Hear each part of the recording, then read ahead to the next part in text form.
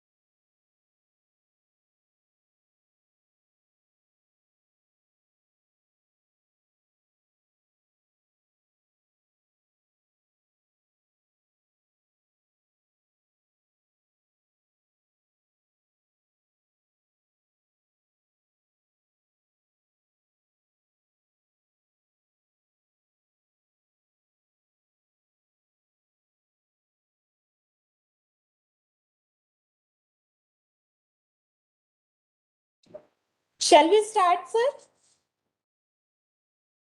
Yes, sure, ma'am. Yeah. Yes, sir. Good afternoon, our respected guest, Dr. Tanmay Hazara, sir, and all participants. On the behalf of Atal Bihari Vajpayee University, I welcome you all in 11th session of this faculty development program on data science applications and research direction. So before starting the session, I would like to introduce our eminent speaker. Our eminent speaker is Dr. Tanmay Hazara. Dr. Tanmay Hazara received his BTech degree in Computer Science and Engineering from West Bengal University of Technology, MTech in Computer Application from IIT ISM Dhanbad, and PhD from Defense Institute of Advanced Technology, Pune, under the Ministry of Defense, India. He has 5 years of teaching experience. He published several research articles and research-oriented book with international publishers. He also received the Best Paper Award in an IEEE conference. He is currently working as an assistant professor in Computer Science and Engineering Department at Indian Institute of Information Technology, Pune. His research area includes applications of game theory, machine learning, deep learning. He is currently guiding one PhD student. So without taking much time, I'm requesting our speaker, Dr. Tanmay Hazara sir, to start his lecture. Dr. Tanmay sir, over to you. Yeah. First of all, thank you so much for the nice introduction. Yes, sir. Good afternoon to everybody. So first, let me share my screen.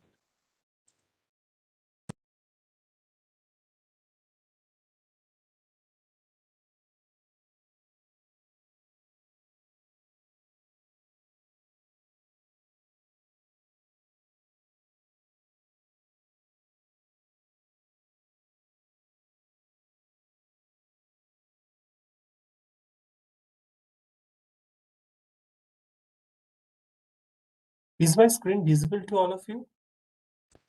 Yes, sir. Screens are visible, sir. Yeah, I mean the PPT, the first slide is everybody is saying now. Yes, sir. Is it visible? Yes, sir. Yeah. Okay. Your Thank you. PPT is visible, sir. Yeah. Sure.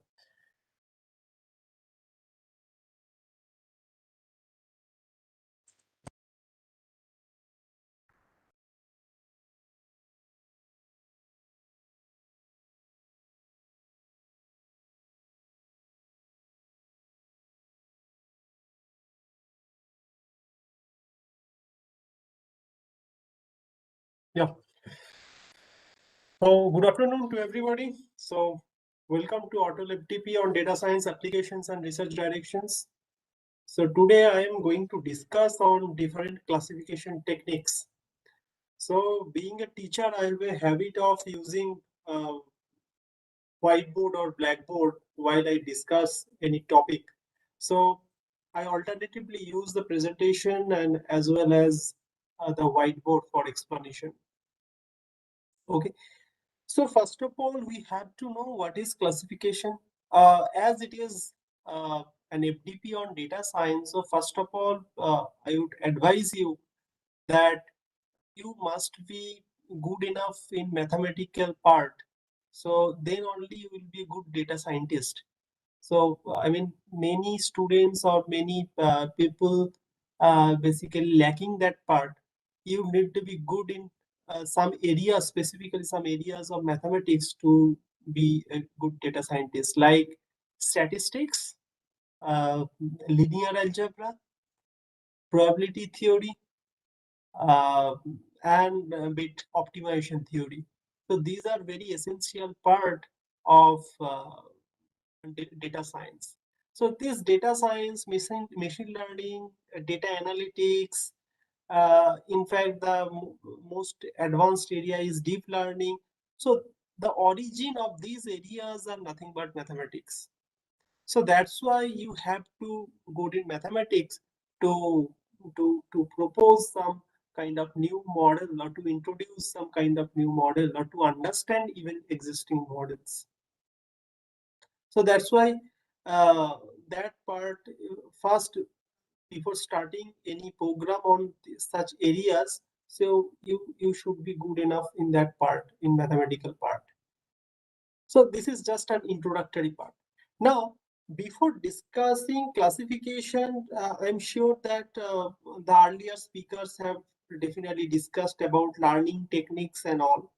So there are three types of, we'll discuss these areas in this talk, but as we have limited time, so we have to be fast enough so that we can complete this talk in limited time.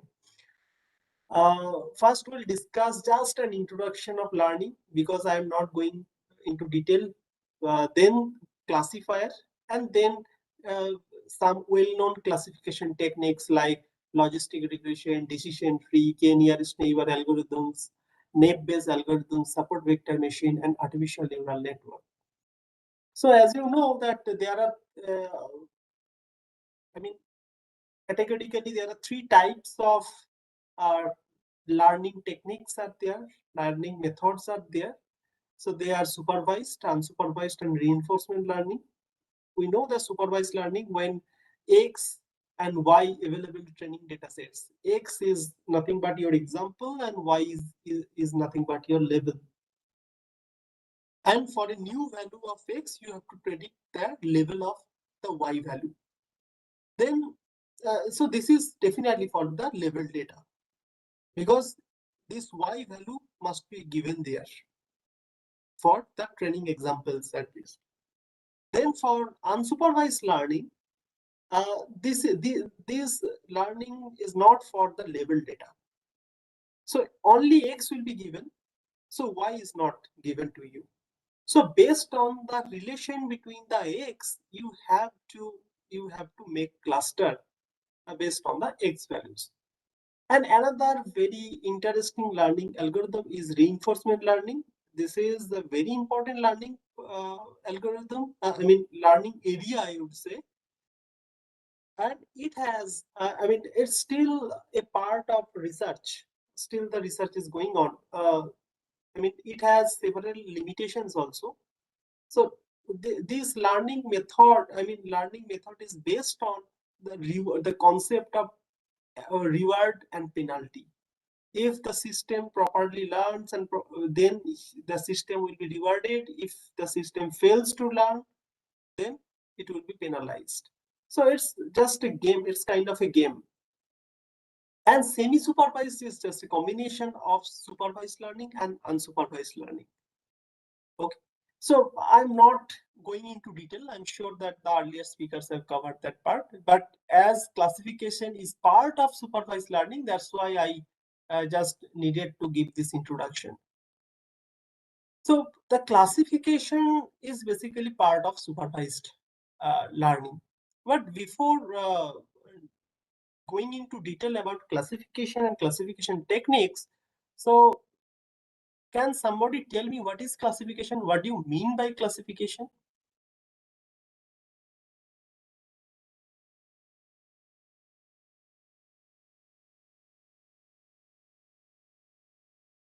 Can anybody tell me what is classification?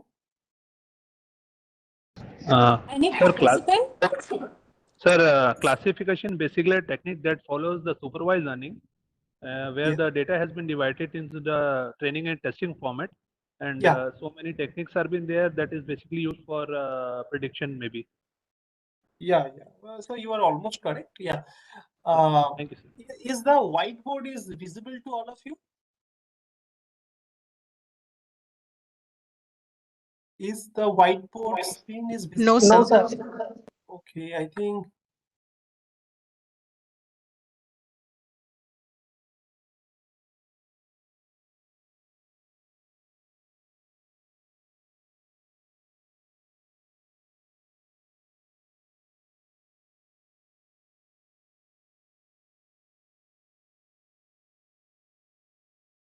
Can anybody tell me how to share the entire screen in Cisco WebEx?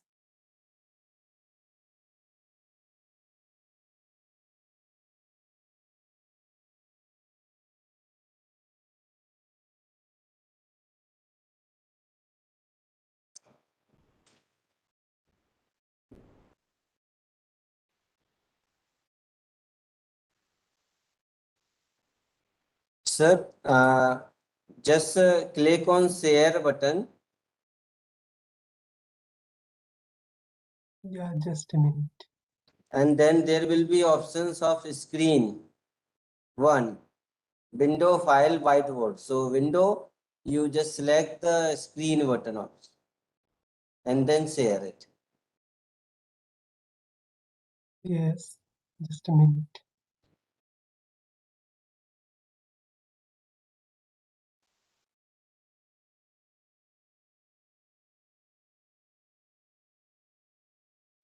Okay. Screenshot, let you share one. Okay.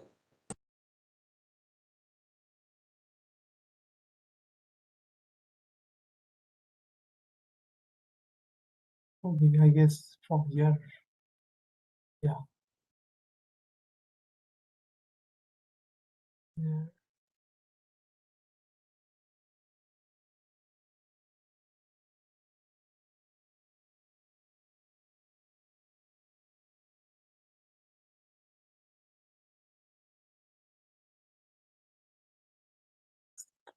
This is whiteboard.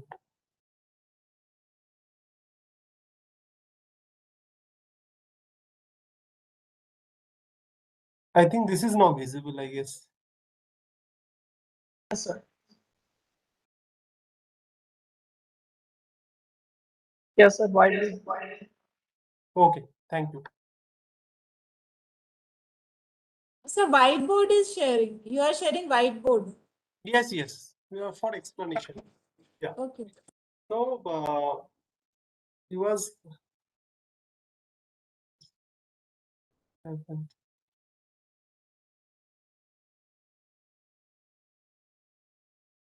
Is this visible? That whiteboard? So whiteboard is visible, sir? Now I have written something on the whiteboard. Is it visible? No, sir. Nothing is visible here.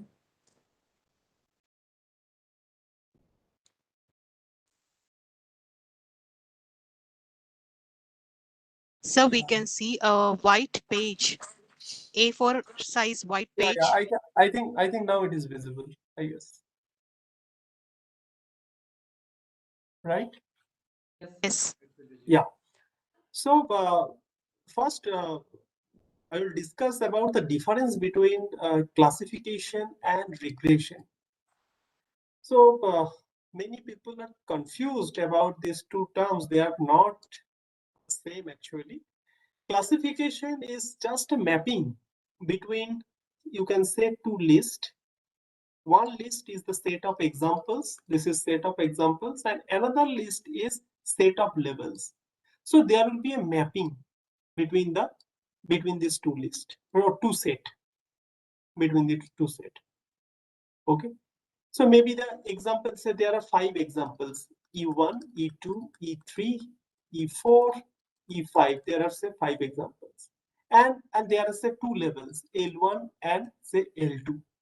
So maybe E1, E3, and E4 are part of L1, E1, E3, and E5, and these two examples, E2 and E4, are part of level 2.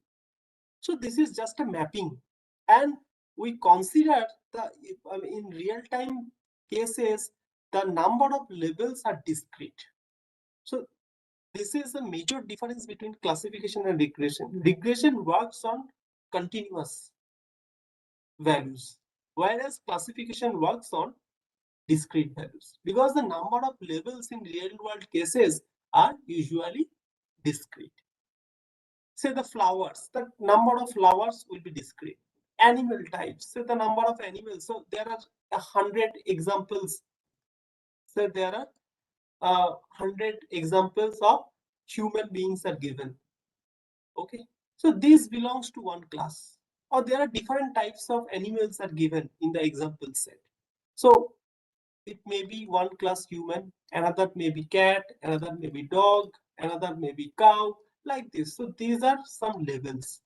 So definitely in real world cases, the number of levels are discrete, whereas regression basically deals with, or it maps on, continuous values. Say for a particular data set, the height and weight of the age group of 18 to 24 years are given to you. Okay, so say the size of the data set is 1,000. So this x-axis is representing height, and say the y-axis representing say weight. And the data sets looking, this is random, so the data sets are looking like this. Now, for a new example, say the E new, for a new example, if the height is given to you, the height is given, h of E new is given to you. So that value is say 150 centimeter. This is in centimeter and weight is in say kg. So if the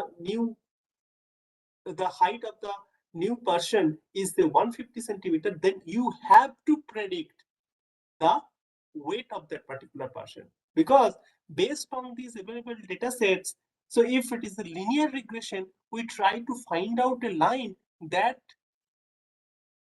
will generalize this data set. So I draw this line that basically generalize this data set. Now, so this is say 150. So this is 50, this is 100, this is 150, so this is 200. So this is 150 centimeter. So I will draw a vertical line, and then I will draw an horizontal line. And then I will find out the value over this axis. So maybe that value is say 68. Then I can predict for this new person, if the height of this person is 150 centimeter, then the weight would be 68. But it may not be exactly correct. That is nothing but your error function or loss function. It may be that actually that value may be say 66 kg. So for this particular point, data point or example. So this is the error, 68 minus 66. So if you draw a proper line, most appropriate line that can properly generalize these data points, then you will get more accurate result, or your prediction will be more accurate. So you see here why regression gives you continuous values, because for any value you can draw this line. It may be 149.96. You can even draw a line on the y-axis accordingly. For 70, you can draw a line for this. So for 130, so you can draw a line for this. So for any value, you can draw a line for this. You can make this prediction. So that's why this gives you continuous values, because it can be any value. It can be any value. But whereas for classification, it gives you a number of levels. A particular level. You have to predict, say for E new, you have to predict the level. What will be the level? So there are 3 levels for a particular problem are given to you: L1, L2, and L3. Now for a particular example, you have to determine the level of this example. And there are a number of techniques are there. There are a number of techniques are there which are used for classification. The classifier can be linear classifier. The classifier can be linear classifier or nonlinear classifier.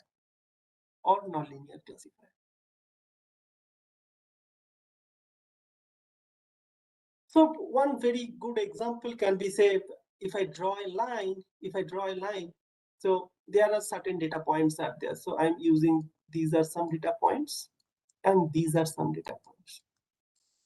These are some data points. So I draw a line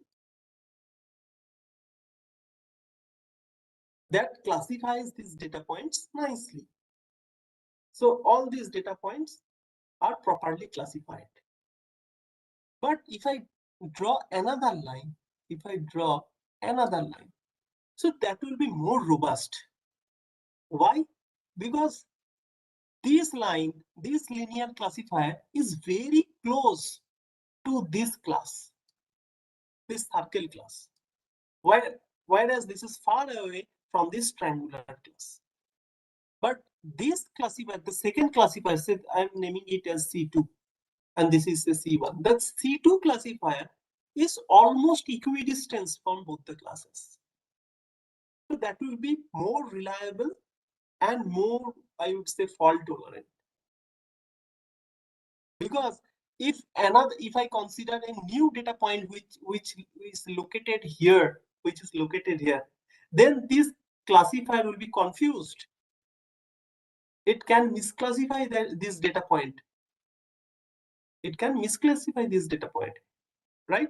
But still, this classifier can easily classify this data point. It can say this example is part of this circle class. So you have to determine an appropriate or more robust classifier. So this should be your objective, because you can have several classifiers. As I said, so these are some circles, these are some triangles. Okay, so this can be one classifier. It also, for this set of examples, it is nicely classifying these data points. This can also be a classifier. But I would suggest, or from this example, you understand this classifier. This is C1, this is C2, this is C3. This C2 classifier is more accurate and more reliable, because this is almost equidistant from these classes.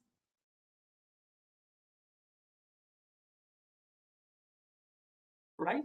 And for linear classifier, we can use the equation of line. You know the equation of line, y equals to mx plus c. So here m is nothing but your weight. So this is your y value, whereas m is nothing but your weight. This is x, and this is nothing but your bias. This is nothing but your bias. Okay, and it can be on multiple parameters. The equations can be like this: w1 plus x1, w2 plus x2 plus b. It can be even an equation on n number of parameters. It may be up to wn xn plus b bias. In fact, this is for line, but you can have plane, right? This can be used as an example of plane. So there are a number of data points are there. In multi-dimensional space. So at that time, this line cannot differentiate these data points or examples. So at that time, you can use a plane or hyperplane that can differentiate this set of data points with this set of data points. In fact, the equations can be look like polynomial. Like even this is also an example of linear classifier. So can you please tell me, if I give you an example, w1x1, say w1x1 square, sorry, w2x1 square, w3x1 cube plus b. This is the linear classifier. Is this the equation of a linear classifier?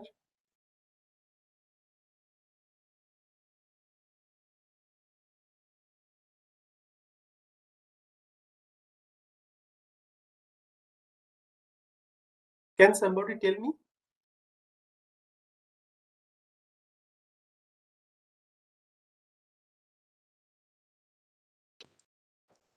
Participants, please answer. Sir is asking some question.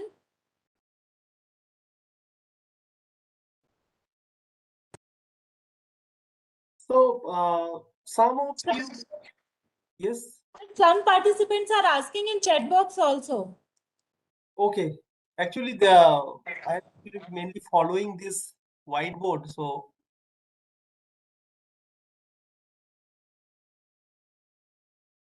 just a minute.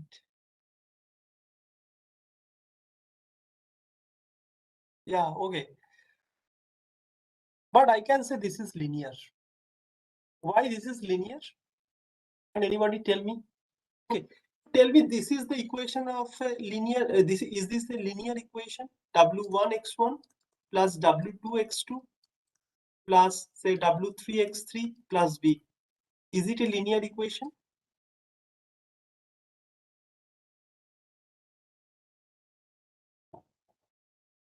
Yes or no? You can respond using your mic. I mean, sometimes I'm not able to follow that chat box, so that will be good for me. Yes, sir, it's a linear equation. Yes. So can I write that x2 equals to x1 square, x3 equals to x1 cube? It is also possible, na? The value of x2 is nothing but x1 square. x3 is x1 cube. Possible?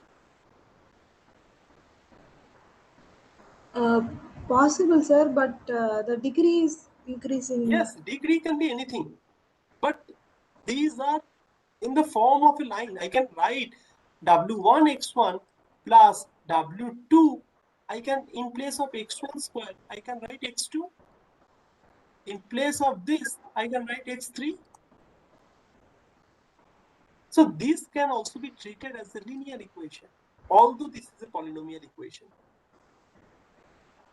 Okay, sir. Right? Because the relation can be anything. You do not know how these variables x1, x2, x3 are related. You do not know. But this can be one case. Okay. Right? So then very important thing is how good your classifier is. You will understand only when you are going to calculate the error function or loss function. Error function or loss function. I am not referring the PPT. Sometimes I will use the PPT because we have very limited time. Because if I keep changing the PPT and whiteboard, it will take more time. So I'm discussing here on the whiteboard, and sometimes I'll refer to PPT. So error function is nothing but the difference between the actual value and the predicted value. Right? Say, just for an example for your understanding, say these are some examples: E1, E2, E3. So there are 3 examples. And for these examples, the levels are the y values are say y1, y2, y3. These are your actual values.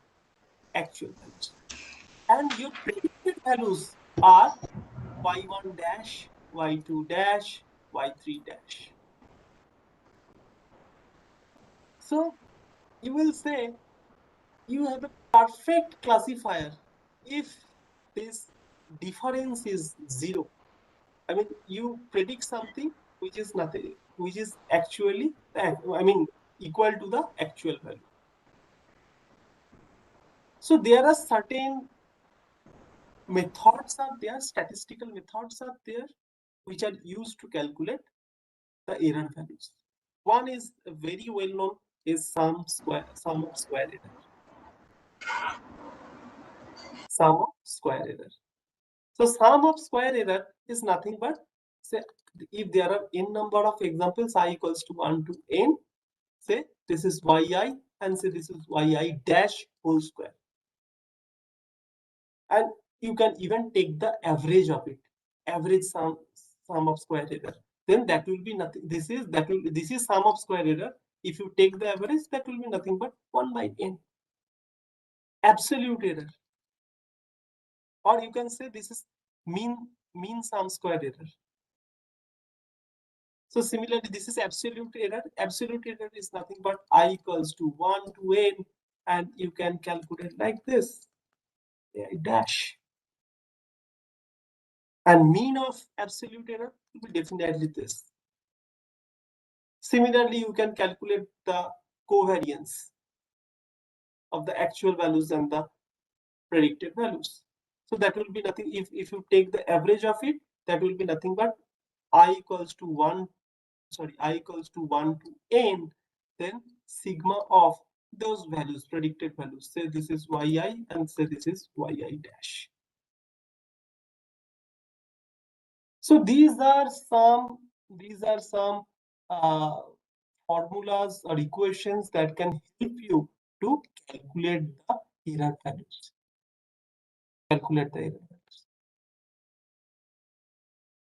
Now, okay. Now I am. Is my screen? I mean, the PPT is visible to all of you. No, sir. Then again, I have to. Whiteboard we can see, sir. Sorry. Only whiteboard we can see.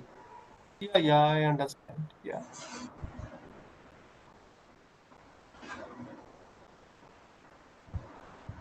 So that's the problem. Every time I have to share if I switch from one window to another window. Sir, you share the screen, sir, so you don't have to switch. Yes, Oh, PPT so is visible. from where I can do? When you give share option, it will ask for screen or window. You give entire It is screen. showing 3 options: share contents, share web browser, share my meeting window. Meeting window you share, sir, so you don't have to switch. Okay.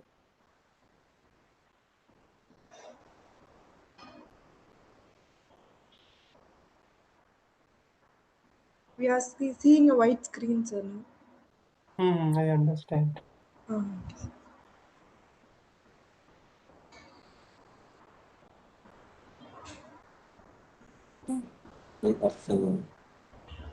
Now it's visible, sir. Your screen is now visible.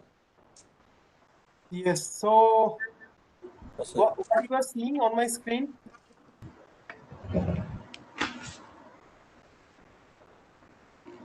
Yes, sir, we are seeing multiple screens. Okay, just a minute. Yeah, I think now my PPT is visible. Yes, sir. It's visible. Okay. Yes, sir. At the same time, just confirm me my whiteboard is visible. Yes, Yes, now sir. whiteboard is Okay, visible. the problem is now resolved. Yes. Yeah. This part I have already discussed. That classification, linear classification. So there are two classes, a line and classifier. So, sorry, a line can classify both the classes. So we have also discussed about regression and the fundamental difference between regression and the classification. That also we have discussed. There are several techniques are there. We'll discuss one by one. We have very limited time, so we'll not give much time in every classification technique. We'll just give you overview. First one is the decision tree, then linear function. So this linear function I have already discussed. Say there are three hypotheses here or three lines here. So S3 is not a good classifier because it misclassifies the data points. That many number of points have been misclassified. Only one point have been properly classified for hypothesis H3. When I take H1, for this set of examples, it is properly classifying the data points. But if we add new points, it may misclassify the data points because it also considered the boundary lines data points. So H2 is more accurate and more appropriate classifier because the distance between the boundary points are far away from the other two hypotheses.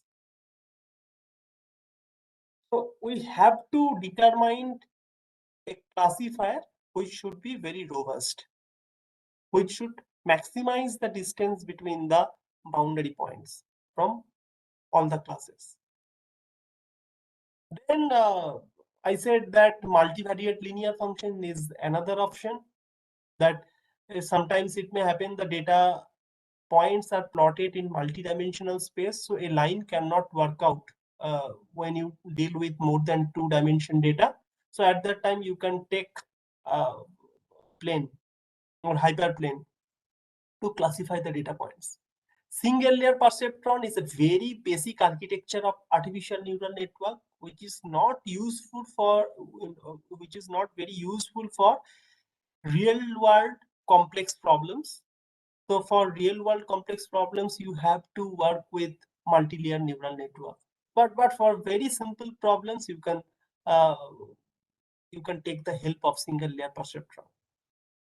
This is very useful. Multi-layer neural network is nowadays very, very popular in the field of classifications.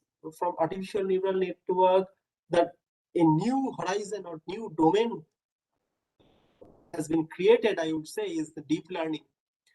So deep learning nowadays for image classification, text classification, video classification. So it has several applications. There are different deep learning architectures are there, which are proved to be very very reliable and very robust, and it gives you high accuracy as compared to other existing techniques. So like for image classification, convolutional neural network architectures are very well known. I mean, and it gives you higher accuracy when you classify images, different types of images, right? So that's why multi-layer neural network is very useful, or is a very robust technique for classifying the images. Yeah. Logistic regression is also very interesting topic. It is, the name is regression, but you just see the term logistic regression. So from this term, you just think that this is the regression technique, but this is not at all a regression technique. This is a classification technique.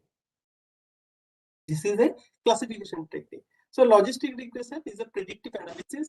This is used to describe data to explain the relationship between one dependent binary variable and one or more nominal, ordinal, interval, or ratio level independent variables. Unlike linear regression always gives you continuous values. Like based on a certain number of data points, I plotted a line. And for a new value of x, we are predicting the y value. So linear regression always gives you continuous values, whereas logistic regression will gives you discrete values, some probability values. You will get some probability values. Okay, so let me discuss logistic regression for your understanding how logistic regression works. Just I'm taking a very simple example for I plot a number of points. Say these are some points, these are some points, data points, and these are some data points. These are some data points. Now I calculate, this is the y value, this is x. So this is x1 axis and this is the x2 axis. So based on x1 and x2 value, this is actual value. So this is, I see this is a binary class because there are two classes. One is the star class and another one is the circle class. So this is a binary class. So for actual value, for a number of data points, say this is instance 1, so up to 10 instances are there. For every instances, either will get a value of 0 or 1. I mean 0 means, say 0 means the star class or 1 means the circle class. So the values will be either 0 or 1, either 0 or 1. So either this I1 instance belong to class 0 or class 1. Similarly for I2, for I3, and say up to I10. And now we have to predict the, now we are determining the predicted value. And then we have to find out the difference between the predicted value and the actual value. Now, as per this is a binary class, our predicted value should always lie in between 0 to 1. It should lie in between 0 to 1. Correct? Because either it will be in class 0 or class 1. So the value should lie in between 0 to 1. But say just I consider a new data point which lies here. So for this data point, the y value may be very high. It may be very large. So at that time, that predicted value may not lie in between 0 to 1. Maybe that value, that y value gives you say 40.21. 40.21. But the value, expected value is, it should lie in between 0 to 1.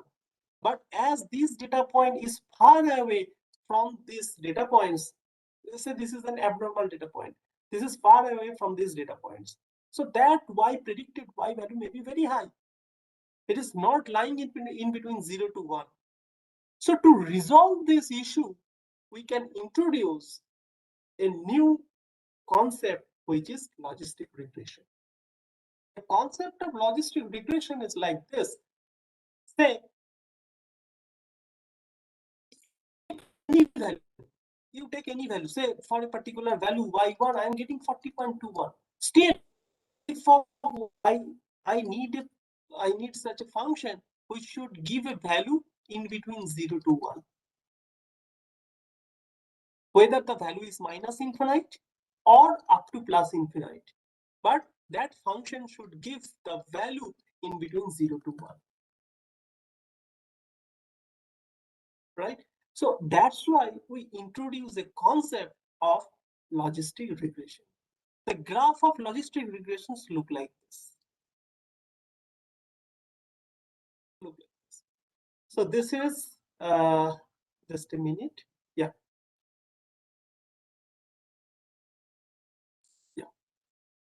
So this is say minus infinite, I assume.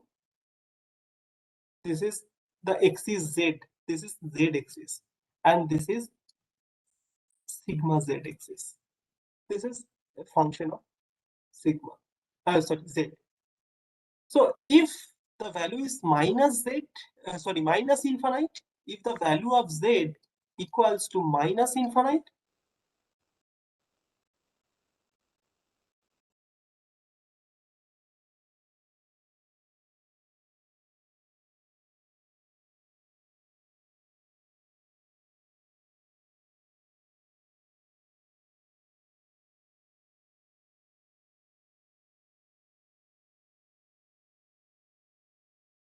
Sir, you are not audible.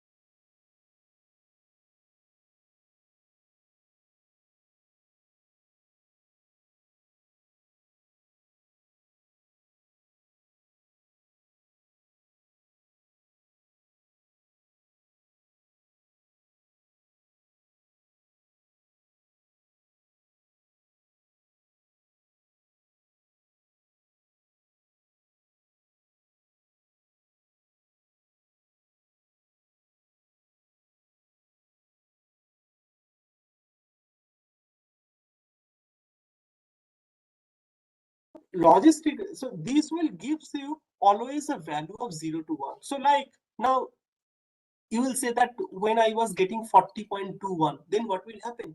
So that value, so here this is nothing but z. So z value is 40.21. Now sigma z value will be near to 1 because this is a very large value. So maybe the sigma z value maybe say 0.96. You just apply this formula. E to the power z value is 40.21 by 1 plus e to the power 40.21. Maybe you are getting some value 0.96. So you are getting a value of 0.96. Just a minute. You are getting a value of 0.96. It means this particular example. So this is the instance IM. This instance, the chance of this instance to belong to class 1 is 9.96. The probability value is 0.9. So always you are giving a probability value. For any value, for any case, you can give some probability value. The chance of this instance to belong to class 1 is 0.96. And to belong to class 0 is 0.04, obviously. Similarly, if the value is too less, say that z value is you are getting minus 5.6. So maybe the sigma z value, maybe it may be 0.23. So it means the chance of class 1, chance of this instance belonging to class 1 is just 0.23 and chance of class 0 is 0.77. So it is more towards class 0 and it is more towards class 1. Always you are predicting with certain probabilities, with a particular probability values. You are not always assuring that this will be always belong to class 0 or 1. You will say that chance of this instance to belong to class 0 is the probability value will be p1, and for 1 it will be p2, where p2 is nothing but 1 minus p1.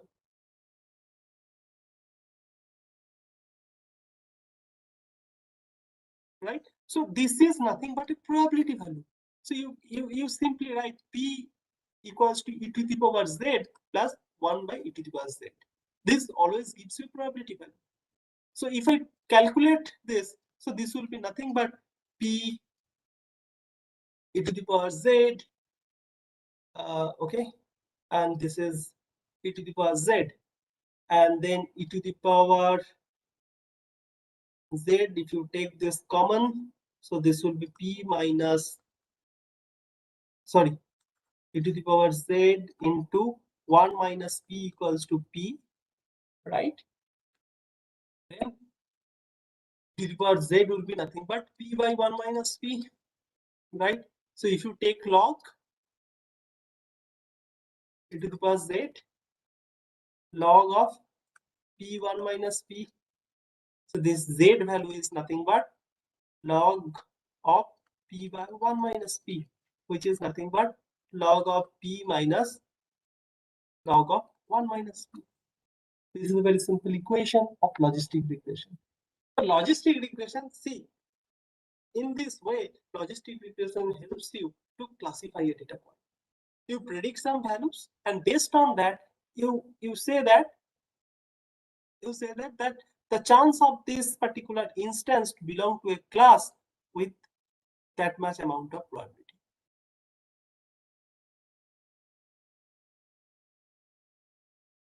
This equation, it has several applications. Logistic regression is heavily used in different domains like disease prediction, disease diagnosis, say a tumor is malignant or not. So an email is a spam or not. So it has several applications, right? We have calculated this part. So this is the very simple equations. This is the very simple equations. This is your p-value. The chance of this instance to belong to this class y when the class y equals to 1 is h beta x. So definitely the chance to belong to class 0 will be 1 minus h beta x. If it is 0.6, automatically this value will be 0.4, right? Decision tree is another very interesting classification algorithm, but sometimes for complex problems, I'm saying for complex problem, decision tree alone may not give you good result. So at that time, we use some ensemble techniques like random forest. So multiple decision trees, we can create different trees and we can take the result from each decision tree, and then we make the final decision based on all the results. So ensemble is a very useful technique that can make your model very strong or robust. So decision tree is also a classifier. So here we consider a certain number of attributes. This is attribute based classification actually. So we consider a particular attribute, and based on their values we can classify. Then we can choose another attribute, and based on their values we can make another classification. So the tree just keep expanding until all the instances are exhausted, right? So it can be decision nodes. Types of nodes are decision nodes or leaf nodes. Decision tree can be used for regression and classification, but decision tree is mainly very popular for classification. More popular for classification, yeah. How to build decision tree? Prefer the smallest tree, obviously. For a particular problem, you can have a number of decision tree, but you have to choose the decision tree where the height of the tree should be minimized. Height of the tree should be minimized. So then what will happen? That will be, it will not be bias sensitive. So prefer the smallest tree that is consistent with the data. This is a bias. Low depth. As I said, the height of the tree should be minimized. Small number of nodes. So that should be your objective. So it can be categorical variable decision tree and continuous variable decision tree. Okay. So categorical decision tree which has categorical data variable, then it is called as categorical variable decision tree. In above scenario, the student problem where the target variable was student will play cricket or not. Say based on the weather condition, you decide you will play the game or not. So that depends upon several attributes. Say humidity, say it's a sunny weather or not. There is strong wind or not. So several attributes are there that basically combinedly determines whether you are going to play or not, right? So these are some examples. Yeah, you see this, a table is given to you And whether you will read a book or skip the book, that depends upon several parameters like the author, trade of the book, length of the book, where you are studying that particular book, right? So based on that, you decide whether you will read the book or skip the book. So if you choose length as the parameter for classification, so when length is long, I mean the length of the book is long, then 7 times you skip and your number of read is 0. When it is short, it is 2, and this is 9. Okay. So when you consider thread, the values are this. So the decision tree is also called as region-based classification. Why it is called region-based, that I will discuss now. Like as I said, that whether you will play tennis or not, or play any game or not, that can depend upon a number of parameters like outlook, humidity, wind, temperature, right? So based on this, you make the decision. So the decision trees are having certain number of strengths and weaknesses. Okay, before discussing this part, let me discuss why it is called region-based classification. Like, we just consider 2 parameters. This is the x1 and this is another parameter x2. And the values of x1 lies in between, say, 0 to, so this is 100. And values of x2 lies in between, say, 20 to, say, this value is, say, 60. Okay. Now, based on x1, you just make a criteria.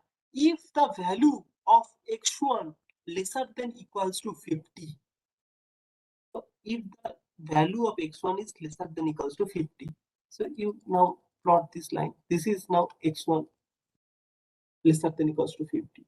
And you say the value of x2 is greater than equals to 35. Then you get a particular a set of samples in a particular subset. I mean, total, this is the set of all examples. Now, based on certain criteria, you divide this example into a number of subsets. Again, and based on a number of criteria, again, you further divide into a number of subsets. So here in the root node, all subsets are there. So there are 100 instances are there. Now, based on a particular criteria, here in this subset, there are 60 examples are there, and here 40 examples. Now, based on this criteria, maybe here 20 examples are there, here 40 examples are there. So similarly, this way also the tree can expand. Now, for a particular condition, when x1 is lesser than equals to 50 and x2 greater than equals to 35. So x2 greater than equals to, this is, say, 35. I assume this is 35. Then I get a particular classification area. So this is now my new region. So a particular, based on this condition, we are making a subset where a number of examples are being stored. So there are a number of examples being stored here based on this condition. So that's why it is called region-based. Based on different conditions, you are partitioning that entire region and you are plotting those data points accordingly. Now, maybe another condition, maybe say x1 greater than 50 and say x2 greater than equals to, or say lesser than equals to, say, 30. Then x1 greater than 50 is this entire region, and then you are saying x2 lesser than equals to 30. So this is, say, 30. I assume this is 30. So what will be that part? This part only. This will be the part. You are talking about this region. The data points are being plotted in this region because this region satisfying this condition. x2 lesser than equals to 30. sorry, x2 lesser than equal, sorry, extremely sorry, this region. I mean this entire region. This will be the region. I am using a different color for your understanding. Then you will understand. Just a minute. Yeah. X2 lesser than equals to 30, and this, yeah, this will be the region. So that's why decision tree based classification is also called region based classification. So it has certain strengths and weaknesses. Decision trees are able to generate understandable rules. It is easy to implement. So decision trees perform classification without requiring much computation, are able to handle both continuous and categorical variables, right? And it has certain weaknesses also. Decision trees are less appropriate for estimation, and it even does not work well for a large number of instances. It is a major problem. So decision trees are prone to errors and classification problems with many class and relatively small number of training examples. This is another very major drawback. And decision tree can be computationally expensive to train.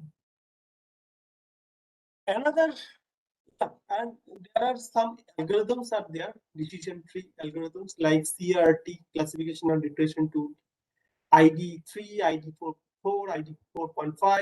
So these are some well-known algorithms are there. I mean, decision tree based classification algorithms. K-nearest neighbor algorithm also has several applications, and K-nearest neighbor algorithm is a I would say it's a non-linear classification technique. It's a non-linear classification technique. So this is also called a lazy algorithm. This is instance-based learning.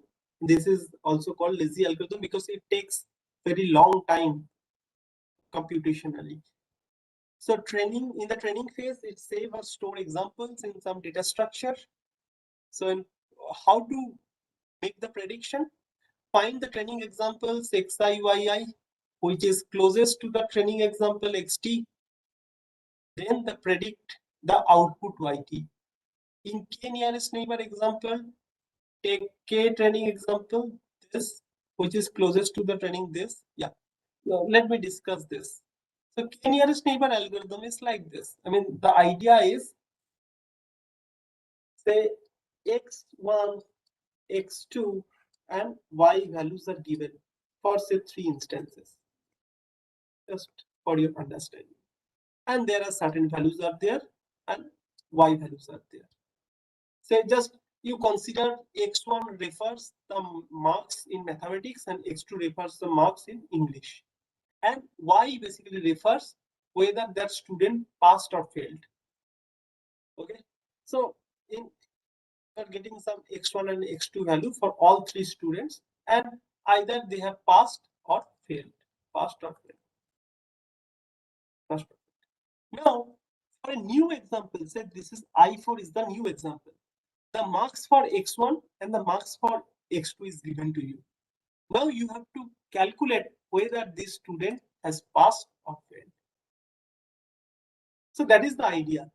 That for a number of for a number of instances, x1, x2 value and y values. This is vector, x1 vector, x2 vector, and this is the y vector. This is given to you. Now for a new case, x new, say x1 new, and say this is x2 new, you have to predict the y value. This is the idea.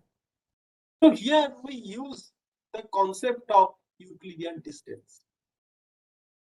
Euclidean distance. That Euclidean distance is basically part of Minkowski family. Minkowski family. The equation of Euclidean distance is, say you are calculating the distance between 2 points. This is 1 point, this is 1 point.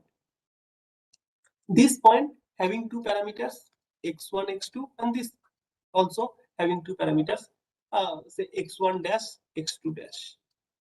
Now you will calculate like this. x1 minus x1 dash whole square. Similarly, x2 minus x2 dash whole square. This is the Euclidean distance.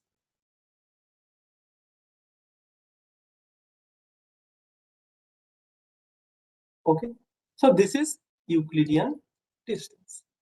You are calculating the distance between 2 points, and these data points can be of multi-dimension. So if there are more number of parameters, you will just keep adding this. Then x3 minus x3 whole square, then x4 minus x4 dash whole square, and so on.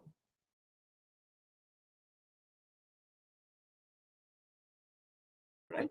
And the generalized formula of Minkowski family is it is like x1 say minus this x1 dash I'm representing as the y1.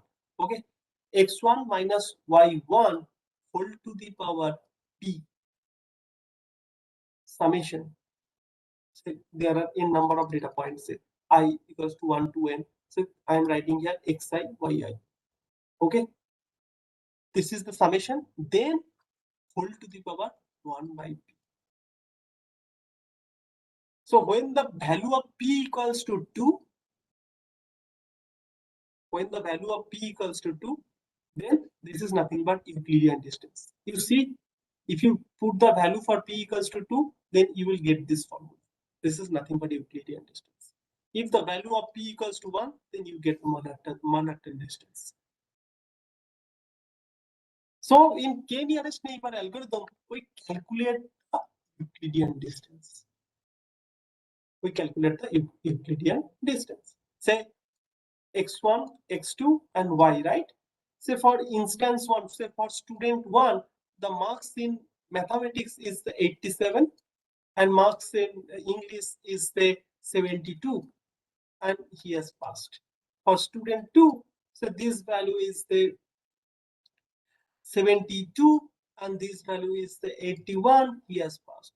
For S3, this value is say 24, and this value is say 30, and maybe this student have failed. Now for S4, these values have been given. Say this is 62, and say this is 74. You have to calculate whether the student has passed or failed. So what should I do? I will calculate the distance between S1 to S4, S2 to S4, and S3 to S4. And here K takes a major role, the value of K. So if I consider, say, the value between S1 and S4, just for an example, is say that distance is say 20. For this, the distance is say 10, and for this distance is say 56. So we see here, this is the closest one. Student 2 is the closest to student 4, that's new student. And then student 1. And the student 3 is far away. The distance is far away from student 4. And the class of these students, S1 and S2, belong to P class. And for S3, it belongs to F class. So if I take the value K equals to 2, I mean, I will consider two existing students. What is the result? So majority of these two students are pass. Both of them have passed. And these S4 students is very close to S1 and S2. So we can say that S4 student has also, we can predict that S4 student has also passed.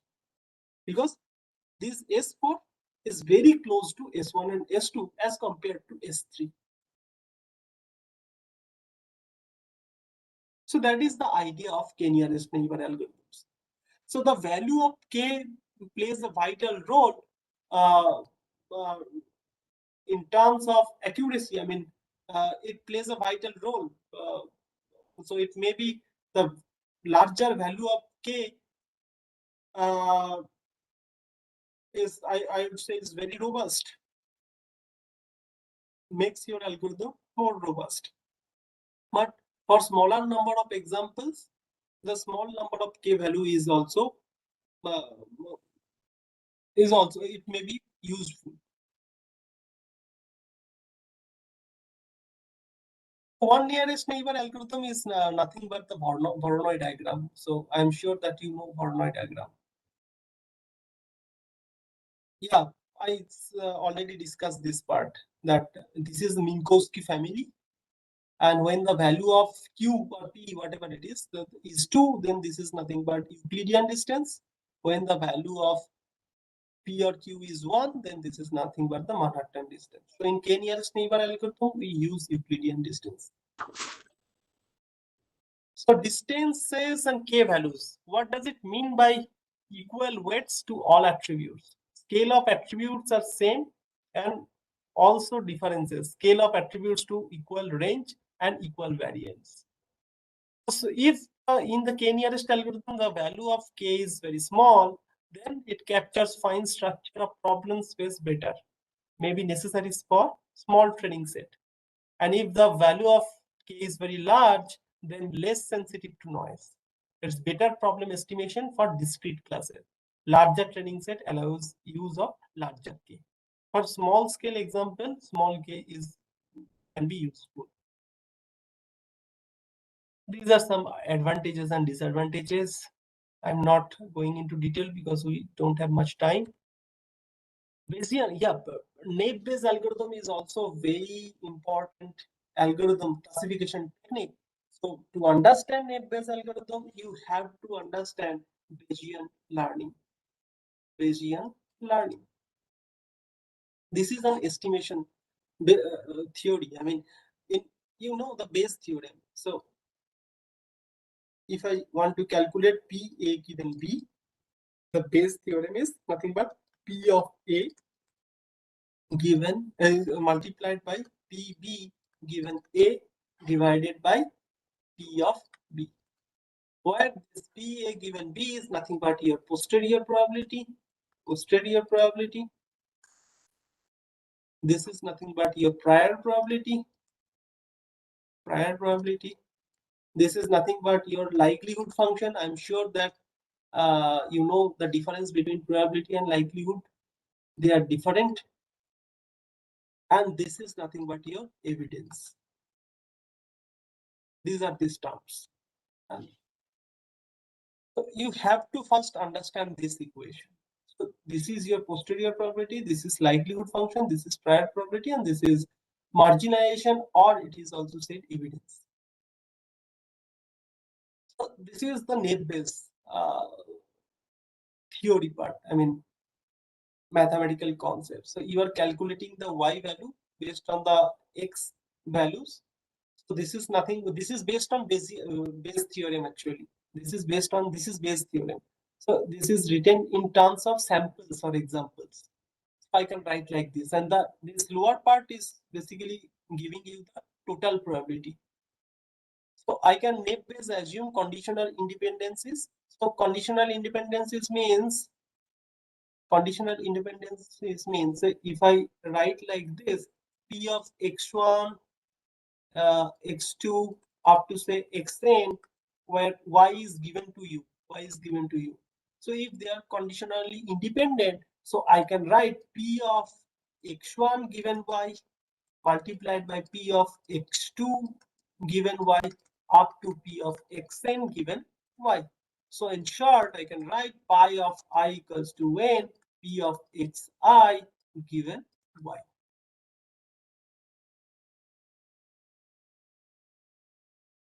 Okay.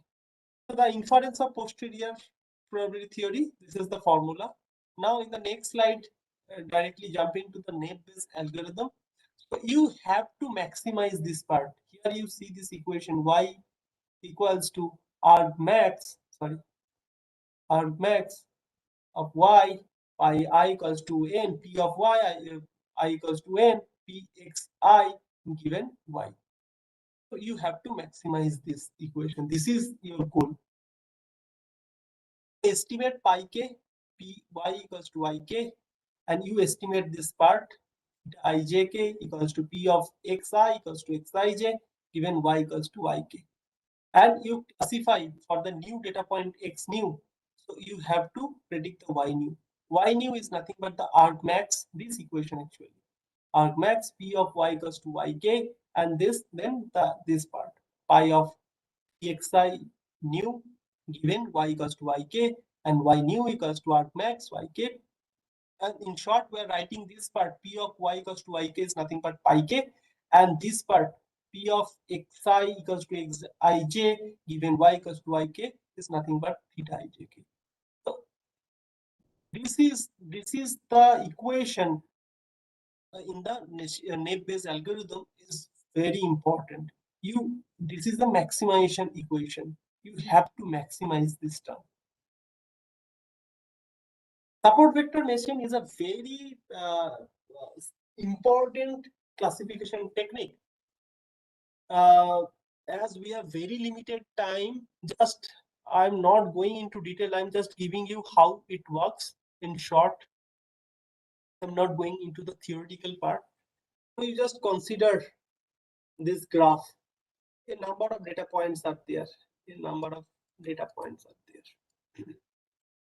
A number of data points are there. Now, you have to find out a classifier which maximizes the distance between the borderline of these classes. So this is the borderline for, say, this is class 1, and say this is class 2, and this is the. So this distance is called the marginal distance.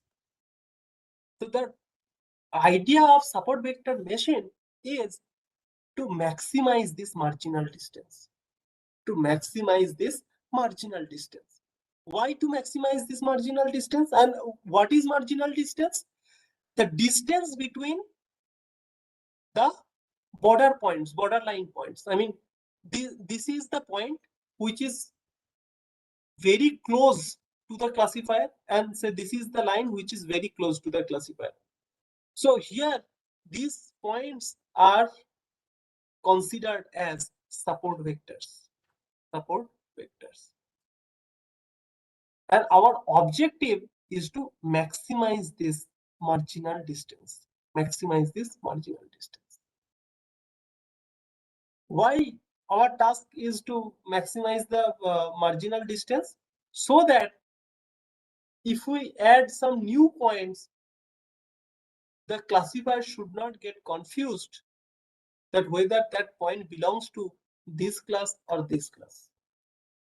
If the marginal distance is very narrow, just this is the margin for this classifier. This is very narrow. So if some points is plotted here, it will be very confused. Whether if a point is plotted here, it will be very confused. It may confuse that whether this point belongs to this class or this class. If there is a very large margin, the new points can be easily handled. And support vector machine can work for multidimensional data. At that time, in place of line, you can use plane or hyperplane.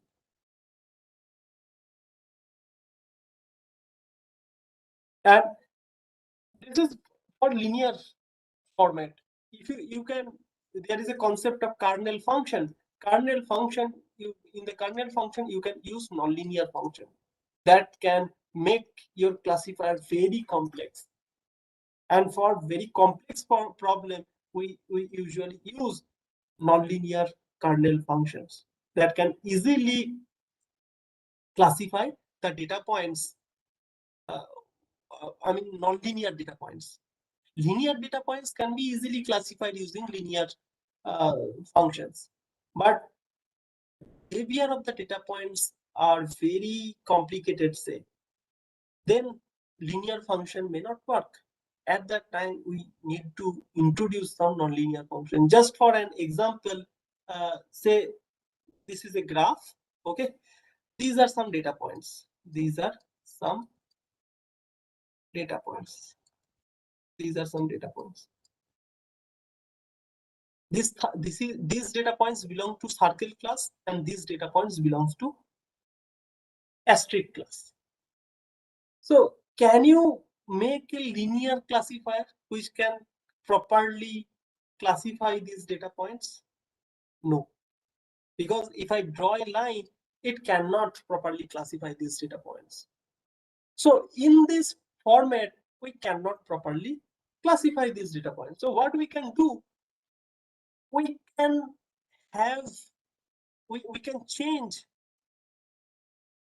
these data points into a new form. So these are, say, x1, x2 value. Now I can make it x1 square, x2 square. Maybe in this new format, the data points, we can easily classify the data points. Maybe at that time, the data points can look like this. After using a very complex function, nonlinear function, I can get this. So at that time, I can easily classify the data points. You just imagine, you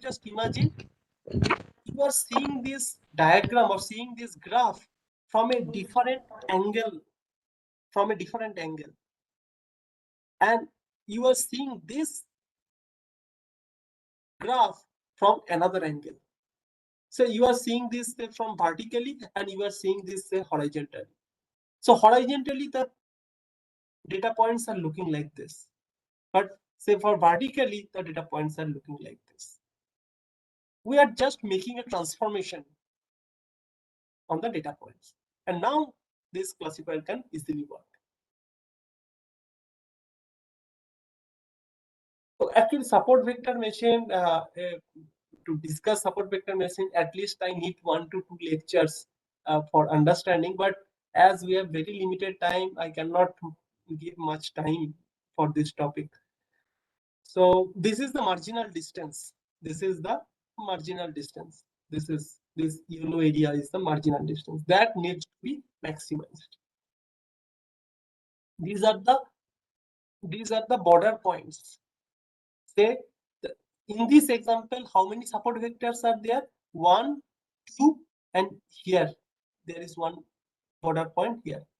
So at least one border point must be there from each class. So here in this example, there are 3 support vectors. Complexity of support vector machine does not depend upon the dimension of the data. It depends upon the number of support vectors being used. I'm not discussing the algorithm in detail because we don't have time. I was just explaining this example. So this is an example. This is an example. The data points, we are seeing there are 2 types of data points are there, but no linear classifier can classify these data points. So I can just make a transformation on the data points so that we can easily classify the data points. Now I have just made a transformation. This is one transformation. Now this classifier can work. I can show another transformation. Yes, this is another transformation. So if I plot a classifier here from left to right, so it can also easily classify these data points. So we are just, first it was X and Y, these data points. Now we are taking a data point Z, which is nothing but X square plus Y square. And now it is working properly. I mean, we can easily classify.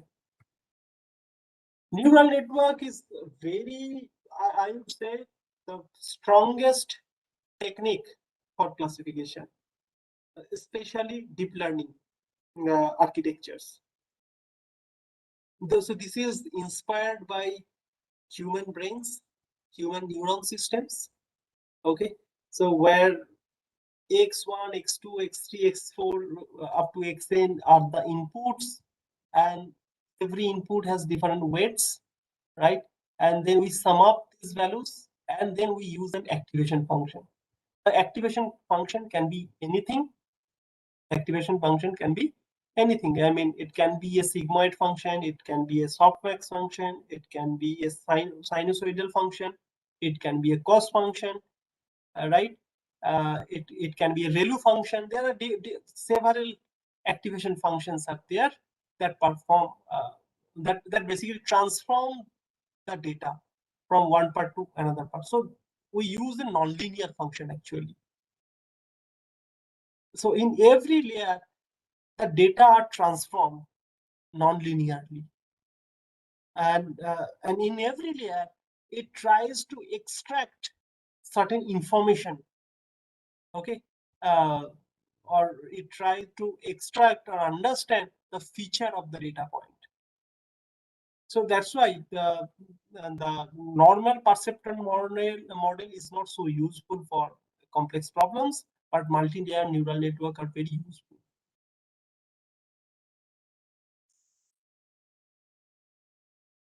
Okay, so gradient descent algorithm is a very well-known algorithm to minimize the error or error function or loss function. So just I give you a glimpse on gradient descent algorithm. What is gradient? Gradient in terms of mathematics, gradient is nothing but a vector of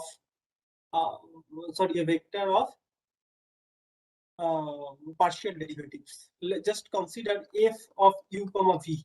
Okay, so the equation is the u square plus v square.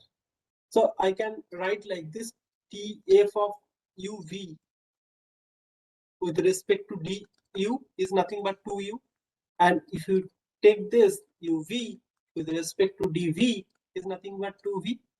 So this is partial derivatives. These are partial derivatives. So gradient is nothing but a vector of partial derivatives. It's like df uv with respect to du for this example, df uv with respect to dv. So this is nothing but a gradient. Okay. So I don't have time to explain the gradient descent algorithm, but just I'm explaining a graph only. So if this is your weight and this is your error function or loss function, you at the beginning you do not know what should be the appropriate weight for your model. You keep changing your weight. So every time you have to check whether the error values is decreasing or not. So this is the best case. This is the best case. And again, if you further reduce the weight values, then again the error values increases. So after that, we should not move. So here we get the minimum error value, right? So this is, and the step size plays a vital role. If the step size is too small, so it takes a longer convergence time. But if the step size is very large, then what may happen? It may oscillate. You may not get the minimum error value because it keeps changing. So the step size is also very important thing in gradient descent algorithm. I'm sorry because I don't have time to explain these equations and all, but you should definitely study deep learning architectures and all for classification, like image classification, text classification, disease prediction, stock market prediction, banking system. So it has several applications, classification techniques, and different methods on different data sets. We get different types of performances. Just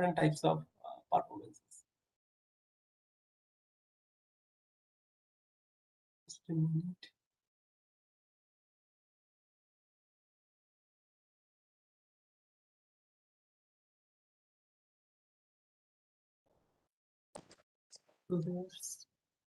Thank you so much, sir. Yes, ma'am.